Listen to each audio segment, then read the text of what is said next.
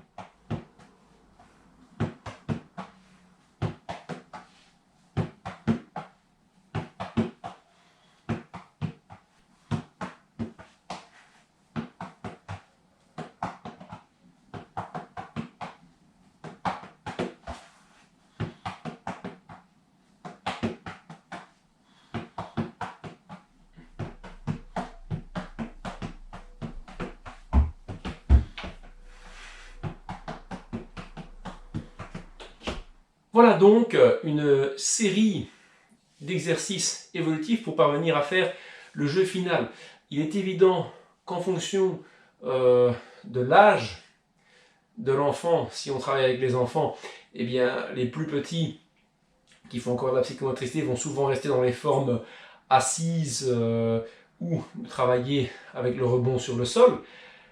Les enfants ayant entre 7 et 12 ans vont commencer doucement à pouvoir monter à travailler sur le mur. Beaucoup vont encore devoir attraper la balle à deux mains, surtout vers 7-8 ans, mais avec l'habitude, ils vont commencer à développer leur saisie et ça ira beaucoup mieux. Et une fois qu'ils sont très à l'aise, ils vont pouvoir travailler le jeu réflexe total. Ces situations que je vous présente, ces situations évolutives, elles ont pour but de mettre l'enfant dans des situations de réussite. En effet, le jeu immédiat est un petit peu abrupt et que lorsque je rate plusieurs fois, j'ai tendance à être démotivé. Quand je suis en situation dite d'échec, et il est vrai que rater plusieurs fois ne m'encourage pas à réussir. J'aurais plutôt tendance, un être humain même a plutôt tendance à aller vers quelque chose qu'il se sent capable de faire. C'est pourquoi, si vous voulez travailler ça chez vous, avec vos enfants, ou même pour vous-même, faites l'évolution des exercices et travaillez sur l'exercice que vous réalisez assez bien, en sachant qu'on va toujours rencontrer une situation où on va perdre le contrôle de la balle. En réalité, le but n'est pas d'avoir un contrôle absolu. Ce qui développe mon travail, c'est le fait d'essayer. C'est ça qui me développe mes compétences. Bien sûr, je peux toujours échouer. Et donc, du coup, il faut que je choisisse d'abord un exercice que je puisse aborder pour me sentir bien à l'aise dedans et me sentir une certaine compétence. Et lorsque je le maîtrise bien, je passe à l'étape suivante. Je pense que de cette manière-là, on peut être motivé et être mis en situation de réussite, ce qui va nous permettre de continuer et d'avancer. Alors je choisis ce jeu-là contre le mur tout simplement parce que je me trouve dans le jeu, dans une position comme ceci. Les mains doivent être prêtes, elles sont devant moi, ça me donne une attitude de garde, bien que je ne sois pas dans une posture complètement, effectivement, de kumité. Mais au moins, j'ai une garde et pour le travail de proximité, je travaille sur une action. Un petit exercice bonus maintenant pour travailler l'esquive. Je vais travailler en position kumité, jeter la balle vers le mur assez fort pour qu'elle revienne vers moi et je vais devoir l'esquiver rapidement. Idéalement, j'essaye de la récupérer dans mon action. J'essaie de récupérer. Voilà les amis et chers élèves, j'espère que cette vidéo vous a plu et qu'elle vous aidera à vous amuser chez vous. Au niveau des balles que j'emploie, c'est pas compliqué, ce sont des balles en mousse de tennis qui servent au baby tennis. Donc leur avantage c'est qu'elles ont un certain degré de rebond et qu'en même temps